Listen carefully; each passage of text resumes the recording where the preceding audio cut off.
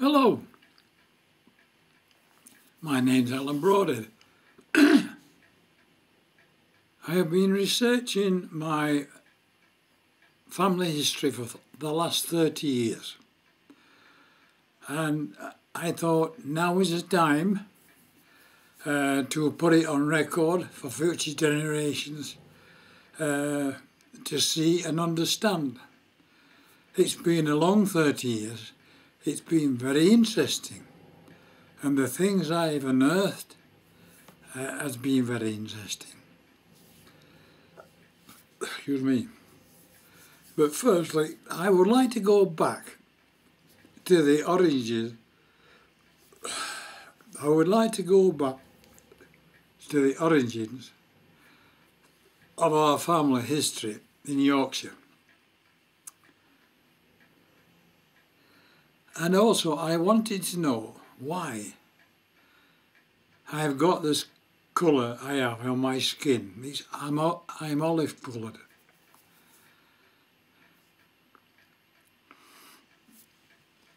Excuse me.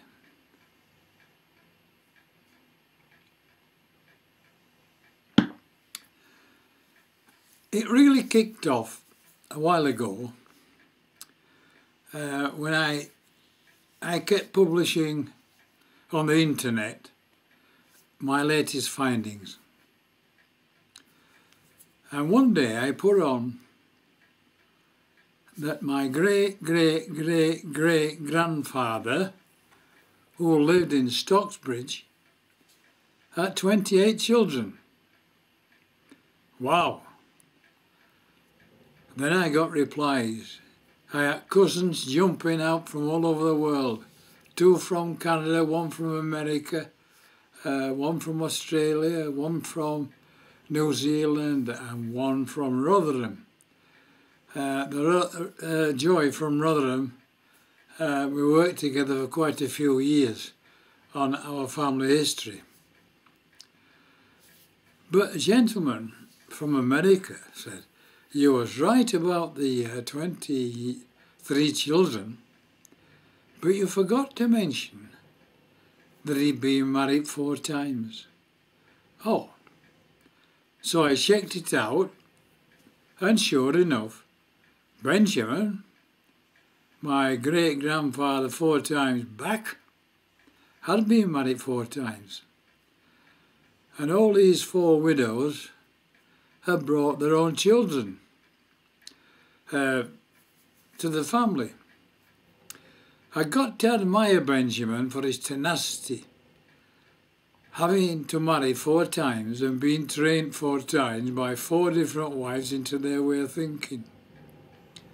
But it didn't end there, for my last look at Benjamin was the 1881 census, and it stayed overnight at the Spread Eagle in Penistone with a nanny rag. Tut tut, naughty grandad. He is buried in Penistone Church. Now, I always had a problem because all these cousins of mine sent their family history file to me, and mine never seemed to figure in with theirs somehow. But on checking my records, the problem I had, I couldn't get a connection between Bradfield and Wooldale. Now, Bradfield was a place where everything seemed to start with the Broadhead family just before the Industrial Revolution. I rechecked Bradfield's births, deaths and marriages and found Elizabeth Bray and Robert Broadhead had been married at Bradfield in 1609. And lo and behold, I had a look at them, and Elizabeth Bray was born in 1588. Where do you think? Wooldale.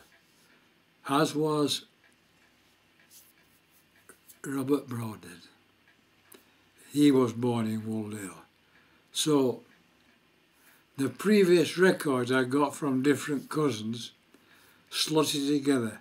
I had come 2 generations before their list of ancestors. So I was quite pleased about that. So I'm back at Wooldale. The name Broadhead, it means a person living on the broad head of a valley. And Wooldale is the perfect position for it. Right. Then I found out our family owned a huge swathe of land between Saddleworth and Sheffield. And I thought, that's a big piece of land. How did we come by that? So more digging, and I found out we are married into a Jessup family. So I started looking at the Jessup family, and lo and behold, the correct name was Giuseppe. Oh, well, I thought Giuseppe sounds Italian. My blood skin looks Mediterranean. So we'll go down that line. So I followed the Giuseppes. Now Giuseppes came over with William the Conqueror, who gathered his armies all through the Mediterranean.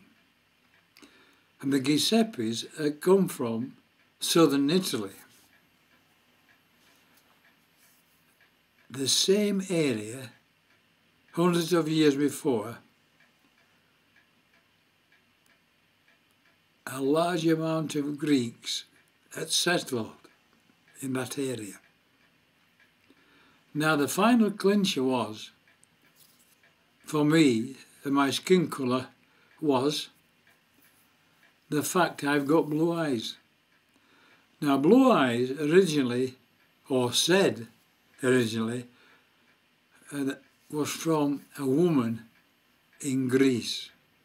And I thought, bingo, because it states that all people with blue eyes have Greek blood in them. I thought, well, that'll do for me.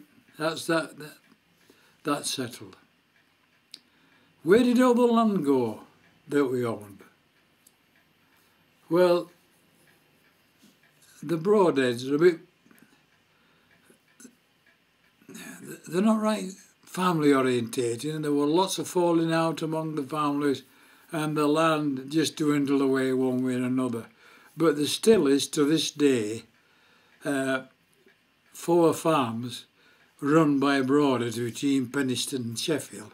So that's a very interesting point, that we still hold a bit of land in that area. So I eventually,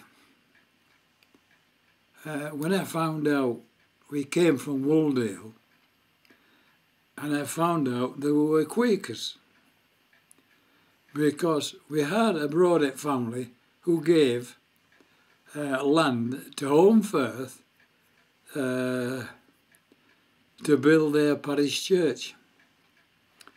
Now, when the church was built and up and running, they sent tithes to us. Now, the Broadheads would not pay them.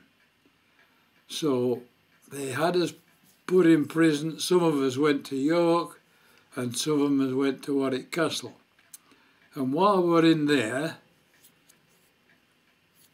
our land and castle was confiscated to the sum of what the church said we owed them. Now, on the release from prison,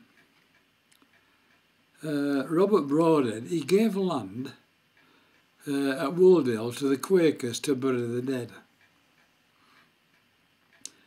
I think this was the start and the end